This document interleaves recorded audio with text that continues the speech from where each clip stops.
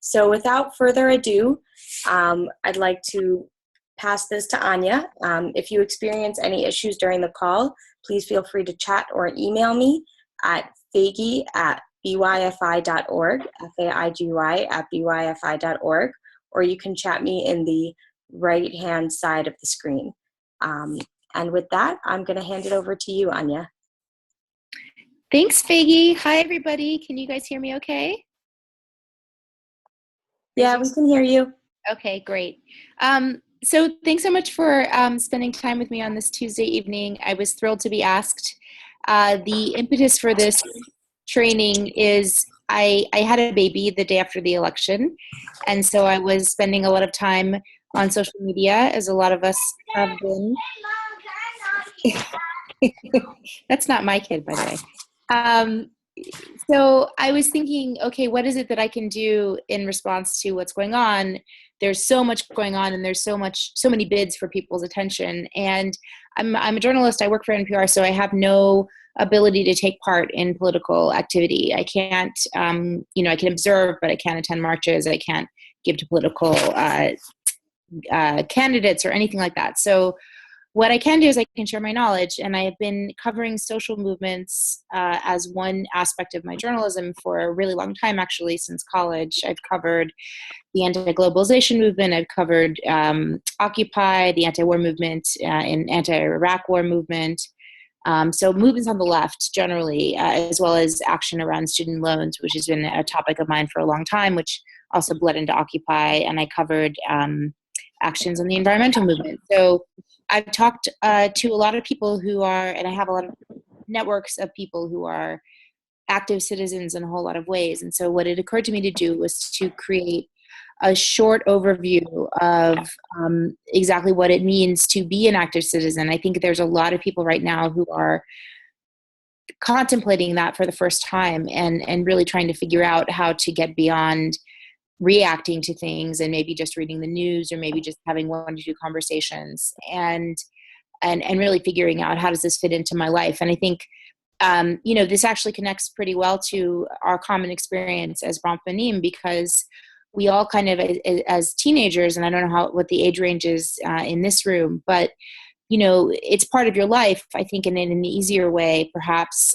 for students. You think of it as, getting involved as in direct service or getting involved in volunteering, thinking about the big questions. And I think particularly on a Bronfman summer, the art of communicating with people who don't necessarily agree with you, and meeting face to face and getting through difficult conversations actually ends up being the kernel of all of not just what we call political activism, but really civil society.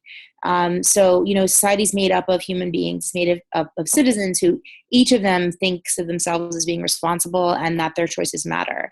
So I think that's something that we can all kind of come together on, especially right now. I know something that many people agree on is that our society feels very divided, that people feel very scared, and they feel very, they don't may or may not like what's going on, but they know that they don't necessarily feel like they have control over what's going on. And so the antidote to that is always sitting down and talking and being face to face with people and building relationships. So I think if it's okay, I mean, I have a long outline. I've given this twice as a 2-hour workshop, and this is like a 30-minute call. So what I'm going to do is kind of go over the outline. I sent out the link beforehand. Did people get it? And you can just chat to me, or, did people get the link? Do you want me to I'll put it in the chat. How about that? I think that's a good idea.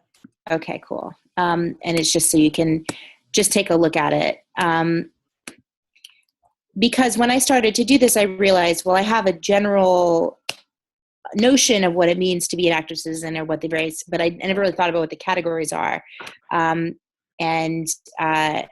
So here they are. I thought about actually talking to a lot of people about who have experience in various ways, and I can see you guys zooming in here, and I can actually just share my screen, I guess, also, although I have to find that chat box again because I minimized it. There we go. Okay, so, oh, good. Okay, great. I can do that.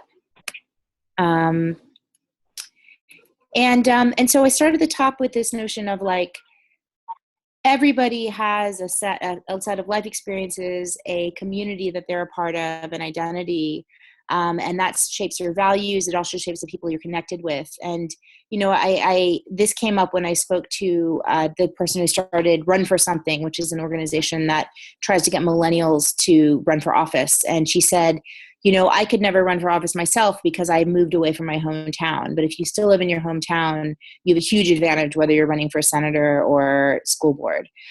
So just thinking that we all have resources and then we all have proclivities, because a lot of times it feels like you are being drawn, lots of people are looking for your attention.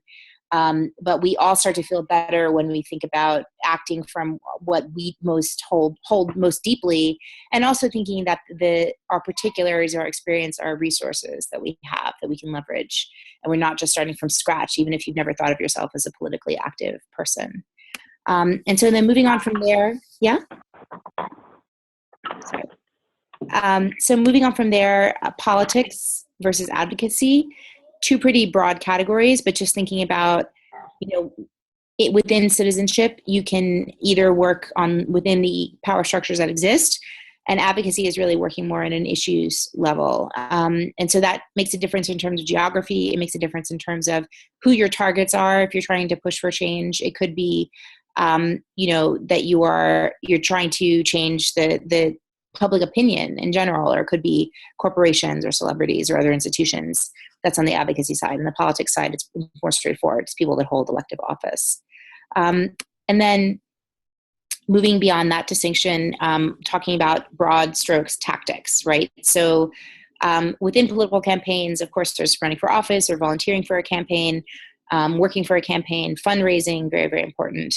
And then if you're not working on a campaign, you might be lobbying an elected official, and you might do that in person, you might do that by phone. Fundraising is always really important. It's worth a standalone, because no movement works without people raising money or donating money. And so it's an important skill set and tactic in and of itself. So political campaigns, lobbying, that's in the politics world. Community organizing is it's a cluster of tactics that all have to do with relationship building. And in classic community organizing, what you do is you start in a community. Together, you build relationships, you build trust through larger meetings and smaller meetings. You identify something that you want to work on together, and then you execute an action. But a broader sense of what community organizing could be anything that has to do with talking face to face with people. And that could also include delivering services to people. I mean, part of community organizing sometimes is you're going to help solve the problem yourself, whether that's a beach cleanup or whether that's feeding the hungry. That's all part of building your community. Then there's direct action. Direct action can include, general things like marches, demonstrations, or it can include more pointed things like civil disobedience, something where you are trying to make it more inconvenient for the people who are doing something to trying to stop them, basically. And you can stop them by getting arrested. You can stop them by stopping traffic. You can stop them by, sitting in their office and demanding a meeting until they finally agree with you. But that's something that works very often as a complement to other tactics within political movements.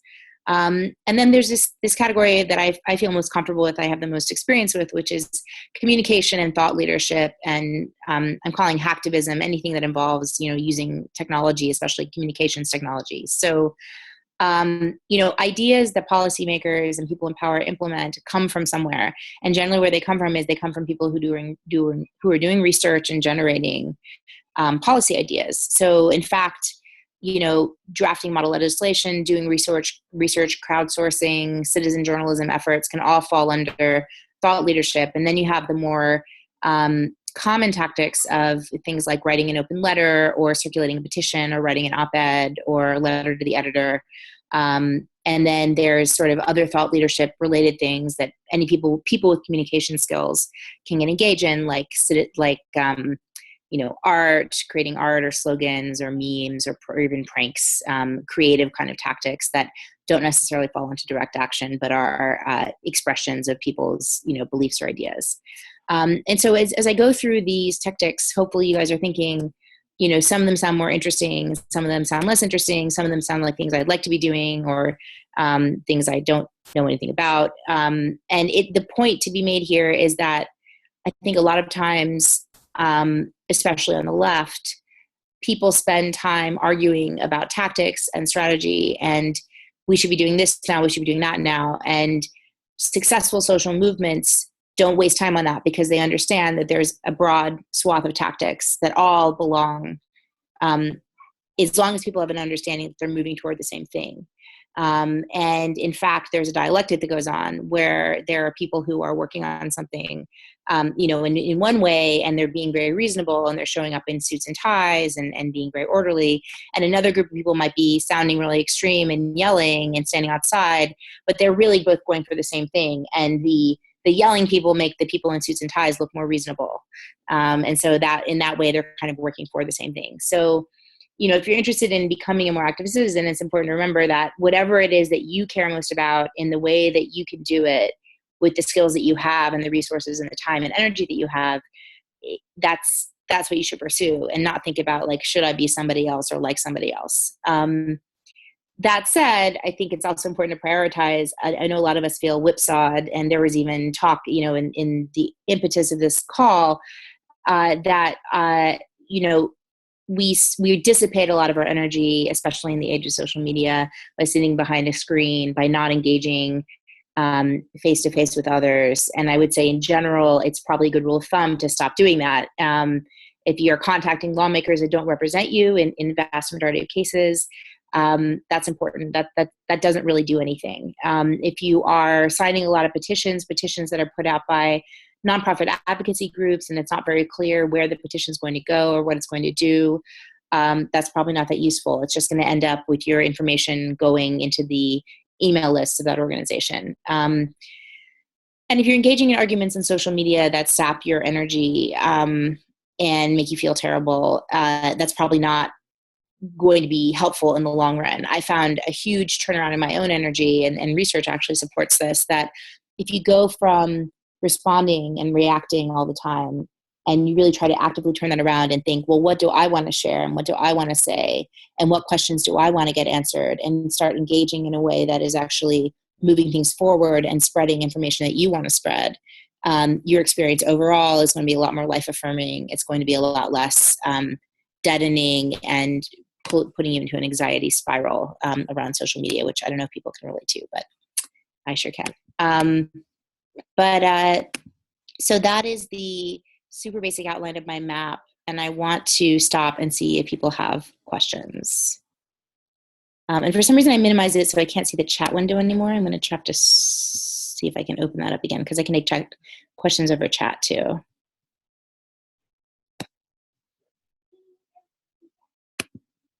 Here it is. Okay, does anybody have any questions?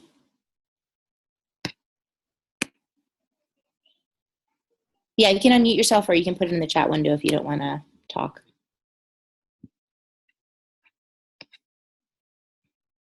And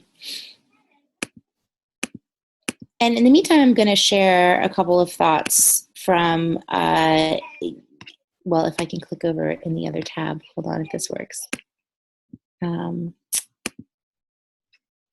Okay, yeah. Looks like people don't have any questions, or they stopped listening. Is that true? So I've been keeping this document, and I've been kind of piling up resources or readings that I find helpful. And I'm gonna share a couple of those, and then I'm gonna go on to some of the really specific tips that I put out. I call to people who are engaged in these kinds of activities that are shown in the Active Citizenship graphic, and I'm going to give their kind of 101 tips. So Ralph Nader, civil society expert, creator of the public interest research groups, said recently in an interview, on at least 24 issues across the spectrum, you'll find combined left and right support from 75 to 90% of the population. You'll find that on breaking up the big banks. You'll find it on civil liberties, on getting rid of corporate welfare, crony capitalism, criminal justice reform, and even climate change. And but yet there's not action by our lawmakers in the direction that most people agree is the right direction. And so the question is, how do you activate that, and how do you get politicians to act in people's interests? So he says, be a serious bird watcher is a huge commitment. The equipment, the details, the coordination, and there are about 5 million of them in the US. Can you imagine if we had 1 million coordinated Congress watchers? It would transform the country. So I thought that was a really interesting idea. And then a writer recently posted about the idea of, here's how I would think this is how I suggest you take a step back and think about how you're going to be a change maker now in the years to come. Think about all the things swirling around you, all the opportunities you have to do things and act on your values, and choose one thing to be a leader on, one thing to be a follower on, and one thing to make a habit of. So I thought that was a good idea. You can't be a leader on everything, but it's also really useful to be a participant. So there's this question about actions for children. I think that's a really great question. I know I was at a meeting I led one of these on Sunday, and it was all mothers, and they all talked about how their kids are really bored of going to marches. And that's understandable. I think depending on the age of a kid, figuring out how to become active, it may not be obvious to them, but it's also important that I think that's really what you're talking about is we want our children to see us living our values and also to discovering their own values. And in a lot of ways, things that make you a more active citizen are things that are good educational experiences in general. I mean, learning about our country's history, researching a topic that they find interesting or of concern right in their neighborhood, learning more about the backgrounds of people that are, in their world, figuring out ways that they can make their own neighborhood a little bit better. I think that all can fall under this heading. And of course, direct service. I think direct service makes a huge impression on kids. I noticed in my daughter, I've taken her for a couple times there's an organization called Repair the World in New York that does family-friendly action days and from a Jewish perspective. And it's been a really great experience for us. So I was at a town hall meeting last night with the county executive, screaming, arguing, should we be trying to achieve dialogue? To what ends? How do we do it? I think that's a really great question. And I would encourage you, I don't think you're the only person who feels this way. Different kinds of meetings have different purposes, and the level of dialogue that you can achieve in them is very different. To me, I would say that, the confrontation and the screaming match with a member of Congress or that we're seeing, televised online, that created a wave of activity and interest. But a healthy movement has a diversity of tactics. And part of that includes figuring out how to have conversations with people. And the kind of conversation you're talking about, the kind of dialogue you're talking about, you say, should we be trying to achieve dialogue? I say, if you're interested in it and you don't like the way people are communicating around you, then yeah, you want dialogue, and I think therefore it's the right thing to pursue. You're not alone. There's tons of people who say that really where civil society is going to be strengthened is in this confrontation or this agreeing to sit down and talk with people that we don't agree with. And so finding who on the other side is willing to sit with you and have dinner with you or have coffee with you or just talk to you on the phone for 15 minutes could be a really positive step. Right now I'm reading and doing research on nonviolent communication, which is a way of sort of doing that in a very fraught circumstance. And I also have the link here to Encounter, which is, I think, an Israeli-Palestinian group. They have agreements about how they talk with each other, and I can send that to you. Do you have a specific advice for writing letters to elected officials? Yes, that's a great question. Okay. So here's my basics on lobbying elected officials.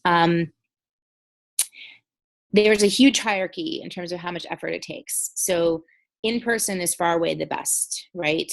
And phone calls are actually a close second in the sense that especially if they're coordinated and you're doing a large number of phone calls in a small period of time, we may have,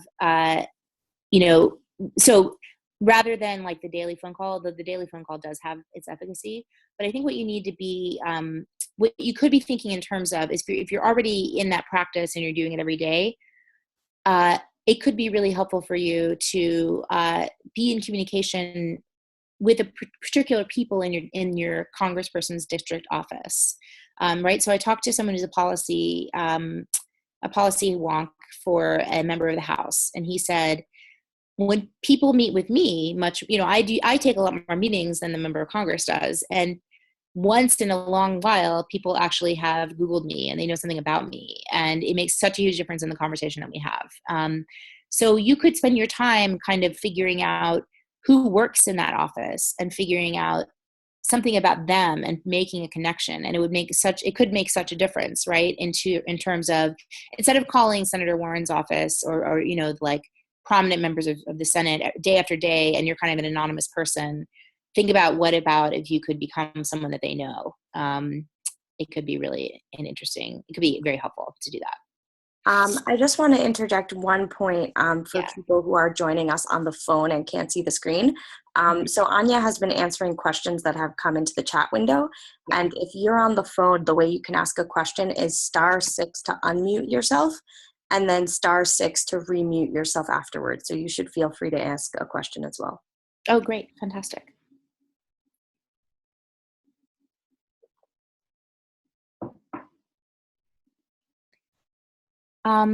So I don't know, I'm going back to Erin's question about like, should we be trying to achieve dialogue, and what's the purpose of dialogue and how do we do it? I mean, I feel like that is probably the central question right now because the country feels so divided, and the figuring out what the purpose of dialogue is. It's not going to be for everyone to agree. I think in a democracy, we're never all going to agree, but arriving at a shared understanding of our common humanity is something that we need to do in order to move forward, right? Is it better to bring up multiple issues when you're making phone calls? No, it's better to make one phone call per issue, and I have a sample script. And this is again in the doc, which I'm going to share with you guys, but here's the sample quick script for a phone call. This is your ideal phone call, okay? Hi, my name is Mark. I'm a constituent from Seattle. This is my zip code. I don't need a response because they tally whether or not you ask for a response. I am opposed to any ban on Muslims entering the United States, and I would like, that's your statement, your position. You don't have to argue or convince them because they're just tallying your opinion, right? They represent you and they need to know what you think. So you state very clearly what it is that you think, and then you say what you want your senator or congressperson to do about it. I want you to please oppose implementation of any such ban. And then you say to the person who answers the phones, thanks for your hard work answering the phones, because they're not getting paid very much to do that. So that is a phone call. That's a healthy, effective phone call. And that is best as a part of a coordinated phone campaign. But you're going to need to join up with an organization to really have a good sense of where these phone calls have the most efficacy. What I'm seeing online is that a lot of people are posting calls to action, which are not effective because they're not your member of Congress, and they're not necessarily something that is actually in play right now. So while phone call campaigns we've seen have been very effective, or at least made a huge impression in the last several months, several weeks, you need to kind of do a little fact checking, and it's best to do that as part of an organization. And I would argue again that, like, while phone calling is important, lobbying in person is always going to be better. Going to the district office is actually better and easier than DC. That's what my contacts say. Advice on lobbying in a blue state. Great question. Because many of us live in a blue state. That's assuming that, of course, you want to advance a sort of a blue agenda, right?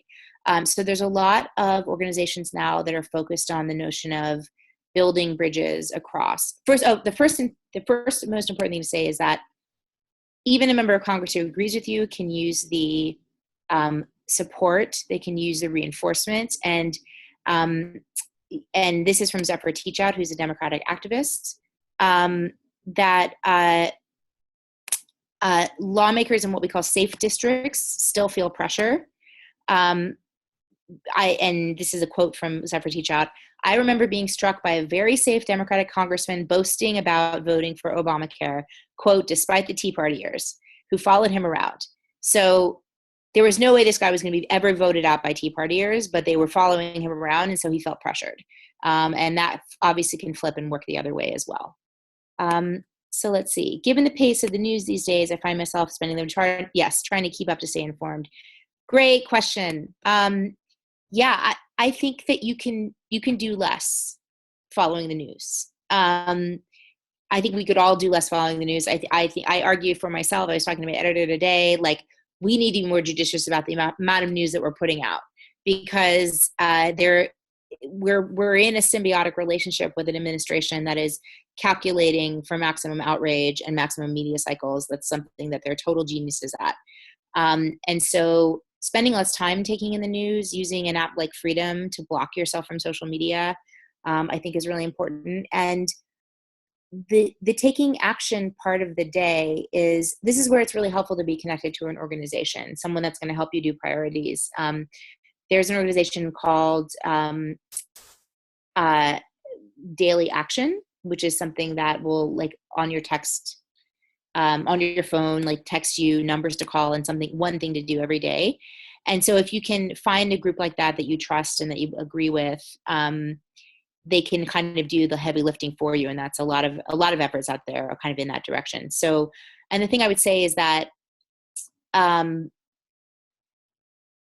being an active citizen is something that we can see as almost like a spiritual practice, where we, like, dedicate time to it every day, regardless of what's going on in the world, because we think it's important. And for me, it's doing these workshops. It's also sitting down and having dinner with friends and talking about the political situation for part of that, but not all of it. And it's also thinking about my charitable giving and where it goes. So there's different aspects to it, but the more you think of it as a conscious part of your everyday life, this is the long haul, right? We're not in this isn't going to be over in 90 days.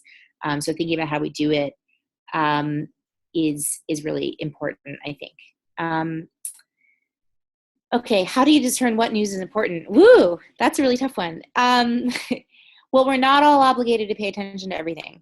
And so it is perfectly legitimate, and I would say probably a good strategy, to adopt a few stories that you're going to cover or follow, or issues, let's say, areas that you're going to follow really closely, and then trade information with people. My issue is education. I know what's going on in education, and it gives me a frame of reference because I have an idea of what's happening in education. It gives me a way to compare and contrast. Or I talk to someone else who knows what's going on in healthcare.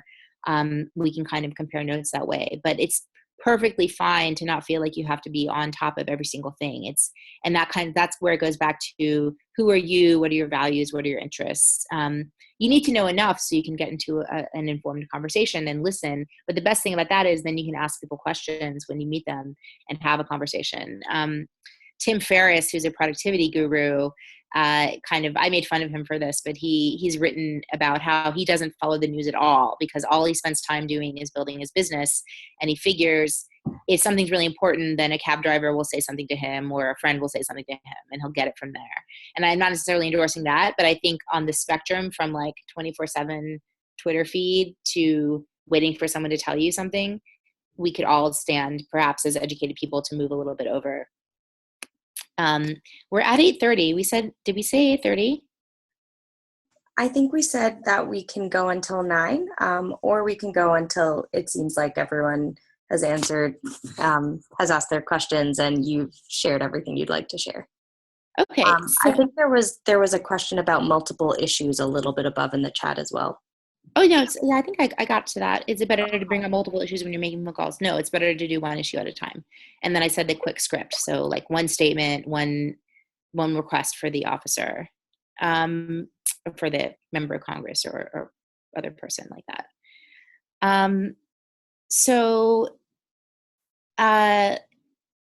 I can also, let's see. So I can take more questions. I can go over more of the handout. It's whatever people want to do. I can talk about community organizing, how that works. What do people want? Feel free to vote in the chat. Okay, more over the handout. Okay, fine. So I did the basics on contacting a member of Congress, right? So there's this hierarchy of time. It's good to be in a group. It's good to be in person if you can. if you can't be in person, you can still build a relationship with people over the phone. Yes, I'm going to share the handout. Yes. Is it better to lobby? Yes. This is from a House policy member, and they said people just go to DC, but there's more time in the district office, and you're more likely to get a meeting with someone at the district office. And that's where the opportunity to potentially Google someone and find out who they are before you meet with them. And another point on that is, this is also from the same House policy advisor I interviewed. He said, we sit down with someone, you just tell a personal story. It's a little bit different from on the phone. Tell a personal story of why you're interested in the topic, and don't just stick to your talking points, and talk about why it's a win-win for you and for the member of Congress to do what you'd like them to do. And then it's also good to know that local members of Congress pay a lot of attention to their media mentions, and they have Google alerts. And so if you can get something in writing, whether that is a blog post on your own blog, or whether it's a letter to the editor in a local paper, like just a tiny local paper, or an op-ed or something on Medium, and you name them and you talk about why you want their support for something, that has the potential to have a huge impact and to maybe get you a meeting. So, my father has been getting involved, and he went to a town hall meeting recently. And it was very contentious, like you were describing. And he said, we got him, the senator said, he talked about why he'd skipped Betsy DeVos's confirmation hearing, and this is news, and why isn't the news reporting it? And I said, well, Dad, you could be the news. If you have your phone, you can film that, and then you can put it on YouTube, and we all have the option of having media in our hands. So any strategy that you have where you're lobbying someone, it's could be good to like take that extra step as well. Okay, so effective approaches for running office. Great question. So there are a lot of organizations that are trying to crack that code of getting people to run for office for the first time. And if you are, interested in that, there's one called runforsomething.com. There's a whole list in this handout, which I will be sharing with you guys. But basically, there's a lot of places that want to help bundle contributions for people, especially people running for the first time, who are challenging incumbents. I think it's a great time to run for office. And so, so it's a unique time in the sense that if you are trying to flip a district, you could potentially get support not just from your own district, but from people outside of it as well.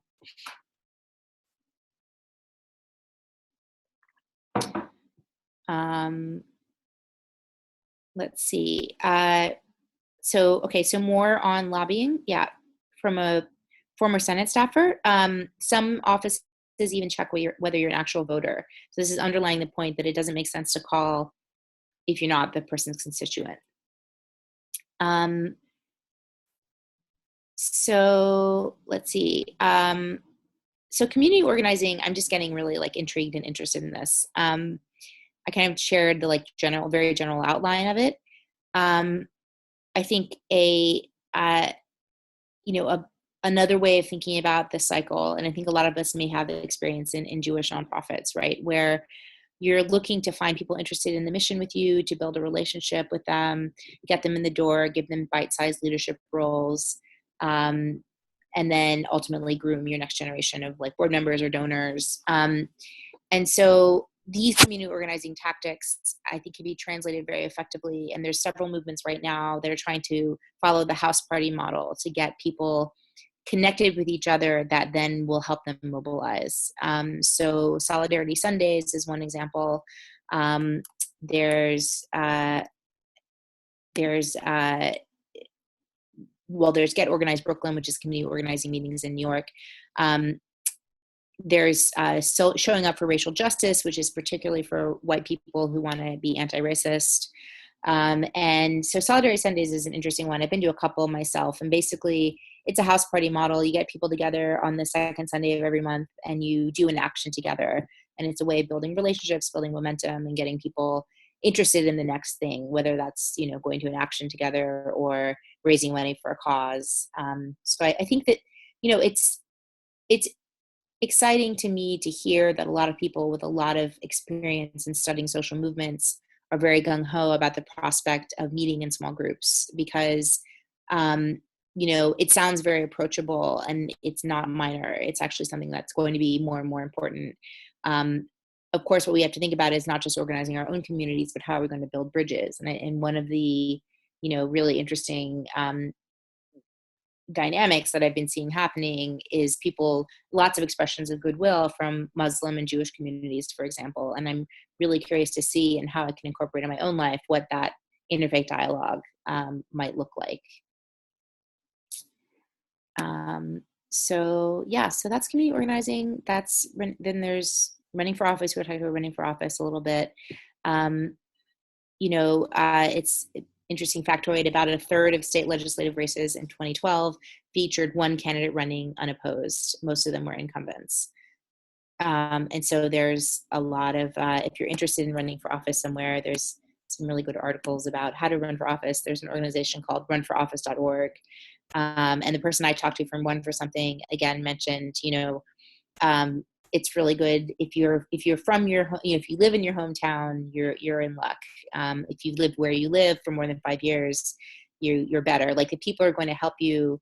If you can get 50 people to show up to a party, then you're in a good position to run for office. That's a type of person that tends to succeed.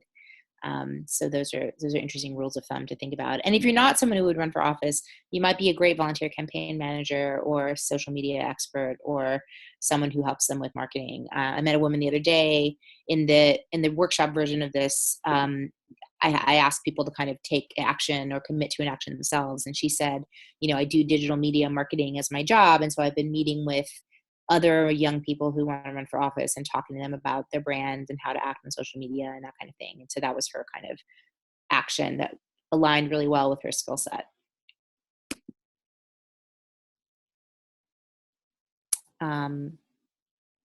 Anything else? We didn't really talk about direct action. So I talked to an organization, a woman named L.A. Kaufman, and she studied social movements and direct action for 25 years as a participant, also as a historian. And she's a book coming out called Direct Action. And she told me the movements that succeed when times are hard incorporate a diversity of tactics, and direct action is just one of them.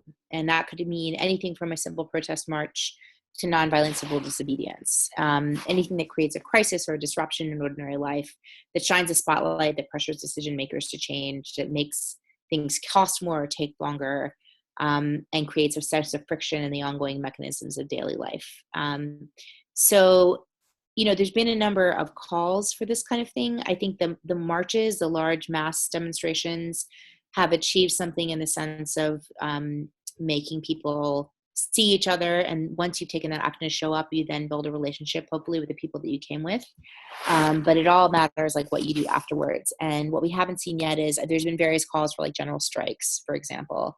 There was a strike in New York City in action where Yemeni bodega owners shut down in order to, express their opinion about the Muslim ban. And there's a call next week for a day without women as a follow-on to the Women's March. But what I've mostly seen is, like, a lot of confusion around these ideas and what it really means, when they happen to, it's where people are taking a lot of different swings at it, and they haven't really lit on something that really has the desired effect of being sizable and making an impression, other than the mass demonstration. But I think that as people go on, there'll be more creativity and interest in diversity of tactics as well. And the key thing, of course, is that, what many scholars of authoritarianism say is that it's really important that there be discipline in the movement, that it avoid any kind of violence, because that's what's going to alienate and turn people against us. And it's exactly at the moment right now where people might be open to changing their minds, but if they see something that they don't like, they're going to be turned off by the resistance. So that's kind of a delicate issue, I think. And then the other part that I write about or talk about is op-ed writing within the realm of effective communication, right? When you write an op-ed, basically it's a short piece that has a hook. It has a clearly defined point. Then you give your evidence for that point. I think it's really important to state in an op-ed why you in particular are writing it. So based on my experience as a mother, as a scientist, as a cancer survivor, this is why I think this. especially if you're a civilian, not someone who has an op-ed column. It's important to state that. And then to make a story stronger, you should talk about the evidence against your point of view. So it's always important to have that to be sure paragraph where you talk about the contradictions. And then, of course, a final sign-off. And so I have resources here if people want to become op-ed writers. There's a great resource called the opedproject.org to find a mentor, editor, or host a seminar. So that is it for me. I'm going to ask one more time if anybody else has questions, and I'm going to share this document with people over email. Don't be shy. Last call. Yeah. Yes, you can. You can share the document. Mm-hmm. We'll share the handouts as well as the recording after the call. Yeah. Okay, well, thank you so much, Anya. This was really, really fantastic. And thank you everyone for joining us for this active citizenship training. We hope you're leaving this call empowered and energized. And Anya, thank you so much for taking the time to share your expertise today. I've been seeing in the chat, even privately to me, a whole bunch of appreciation and gratitude for everything you've shared. So we don't yet have the next BronfTalk scheduled. If anyone has suggestions or requests for topics, ideas for presenters, or if they'd like to put themselves forward as a presenter, please feel free to send me an email at faigy, F-A-I-G-Y, @byfi.org. And on behalf of the whole Bronfman community, I want to remind everyone to please join us at the 30th anniversary weekend, November 10th to 12th, 2017. So please put that on your calendar. It'll be in New York, and have a great night.